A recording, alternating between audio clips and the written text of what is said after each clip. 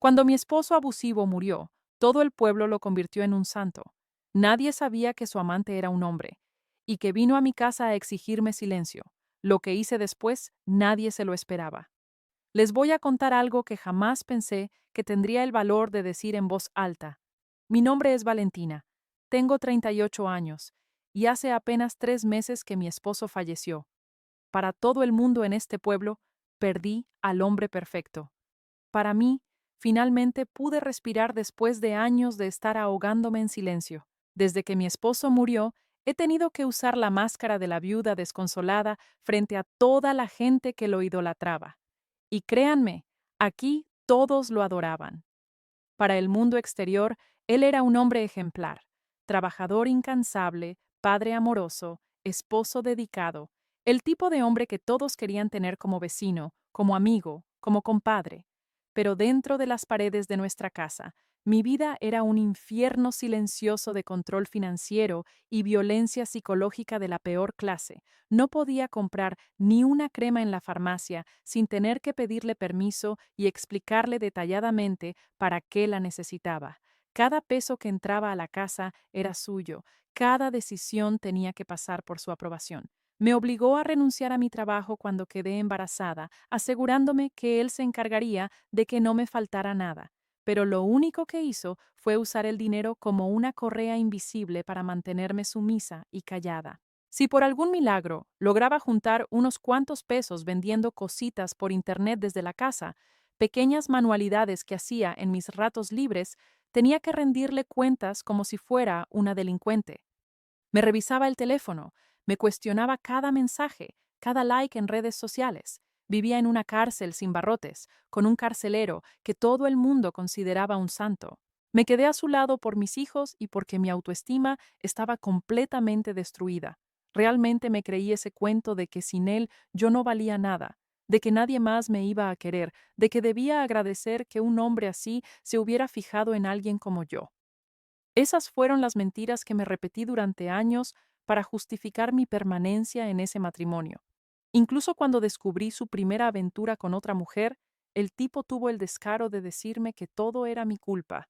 Según él, yo no quería tener intimidad con él apenas unos meses después de un parto que fue extremadamente complicado y que me dejó físicamente muy lastimada. En lugar de comprensión, recibí acusaciones. En lugar de paciencia, recibí traición. Y encima, de alguna manera retorcida, era yo quien debía disculparse. Mientras yo planeaba mi salida en secreto, guardando cada moneda que podía ocultar con la esperanza de algún día pagar un abogado y salir corriendo de ahí, él inició otra aventura. Pero esta vez fue diferente. Esta vez era con un hombre, y no cualquier hombre, uno de sus mejores amigos, compañero de su equipo de fútbol de los domingos. Yo lo sabía todo. Los llegué a ver juntos en situaciones que no dejaban lugar a dudas, pero preferí guardar silencio. ¿Por qué?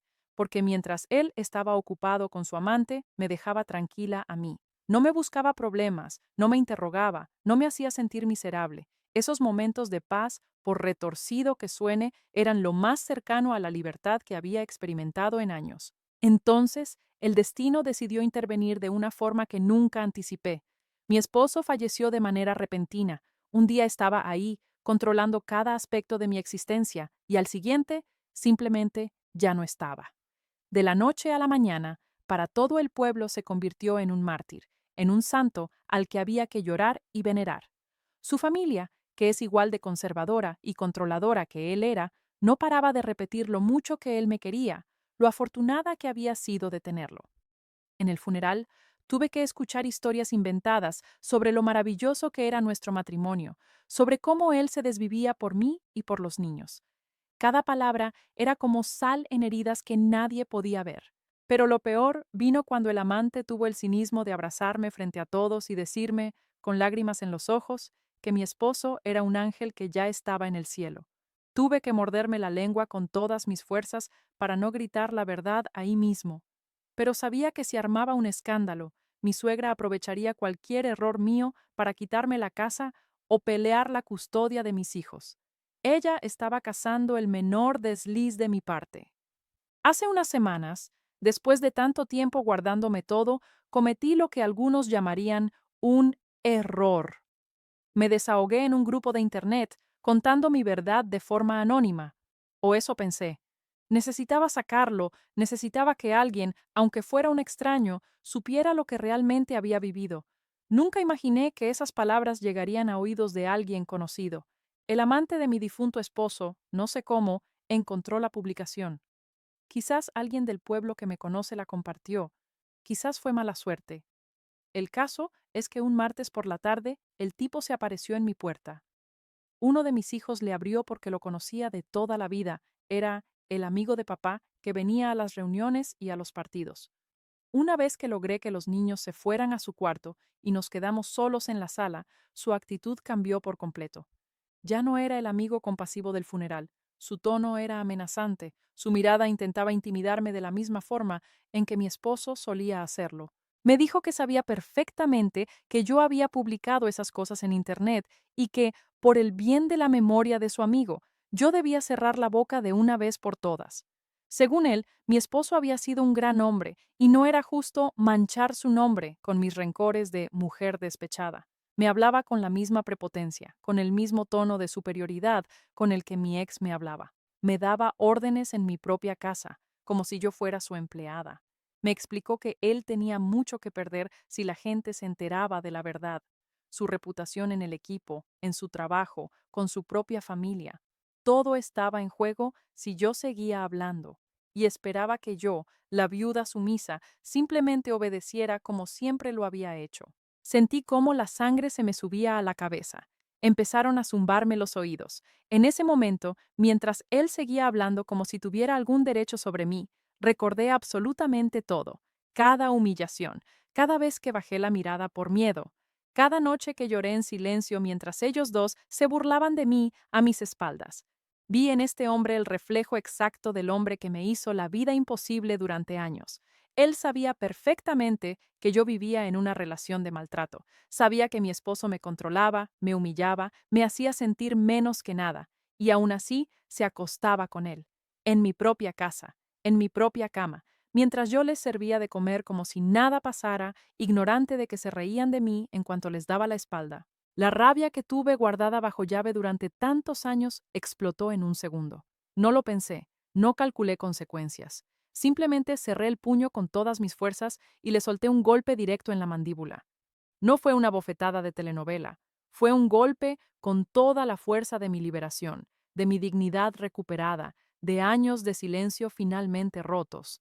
El tipo se quedó completamente mudo, se tambaleó tocándose la cara, sin poder creer que la viuda tonta y sumisa se hubiera atrevido a tocarlo. Su expresión de sorpresa fue, honestamente, una de las cosas más satisfactorias que he visto en mi vida. Le grité con todas mis fuerzas que se largara de mi propiedad en ese mismo instante. Le advertí que si volvía a poner un pie cerca de mí o de mis hijos, yo misma me encargaría de que todo el pueblo y su propia familia supieran exactamente quién era él realmente. Todas las cosas que hacía con mi esposo a mis espaldas, cada detalle, sin censura. Desde ese día, el cobarde no ha vuelto a asomar ni la nariz por mi calle. He empezado a tomar las riendas de mi vida de una forma que nunca creí posible. Ya no me importa lo que piense mi suegra, ni mi propia familia que siempre me dijo que aguantara por los hijos porque el matrimonio es para siempre. Esas voces ya no tienen poder sobre mí. Estoy yendo a terapia con una psicóloga extraordinaria y no voy por el luto. Eso quiero dejarlo muy claro. Voy para reconstruirme pieza por pieza después de tanto daño acumulado. Mis hijos también están en terapia infantil y aunque a veces preguntan por su papá, ellos mismos han notado que el ambiente en la casa ya no es pesado, ya no hay gritos, ya no hay tensión constante.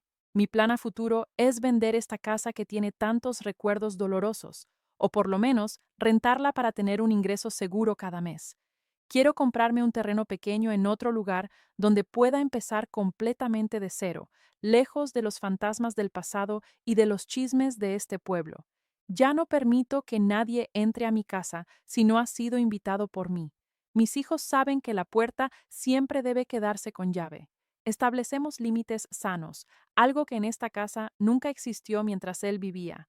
Por fin soy la dueña de mis propias decisiones, de mi tiempo y de mi dinero. Me tomó una tragedia y un puñetazo entender que mi voz tiene valor, que merezco respeto, que mi existencia no depende de la aprobación de ningún hombre. Les juro que nunca más en mi vida volveré a bajar la cabeza ante nadie. Y si alguien viene a mi casa a intentar silenciarme otra vez, ya saben lo que le espera. A todos los que están escuchando esta historia, quiero decirles algo muy importante. El abuso no siempre deja marcas visibles. A veces, las cadenas más pesadas son las que nadie puede ver. El control financiero, la manipulación emocional, las palabras que te hacen sentir que no vales nada, todo eso es violencia, aunque no deje moretones. Si alguien que está escuchando se siente identificado con mi historia, quiero que sepan que no están solos, que su voz importa, que merecen una vida donde puedan respirar libremente. No esperen a que el destino intervenga como lo hizo conmigo. Busquen ayuda, hagan un plan, protejan su paz mental. Y para aquellos que son cómplices silenciosos del abuso de otros, que saben lo que pasa y callan porque les conviene, recuerden que la verdad siempre encuentra la forma de salir. Y cuando lo hace, no hay golpe más fuerte que el de la dignidad de alguien que finalmente decide no quedarse callado. A veces, la liberación llega de las formas más inesperadas. Lo importante es estar listos para recibirla cuando llegue. Si llegaste hasta aquí, te agradezco profundamente por escuchar mi historia. Ahora te pregunto, ¿alguna vez has tenido que defender tu dignidad de una forma que nadie esperaba? ¿Has vivido situaciones donde el silencio era más pesado que cualquier palabra? Déjame tu comentario, me encantaría conocer tu experiencia. No te olvides dejar tu like y seguirnos para que no te pierdas ninguna de nuestras historias.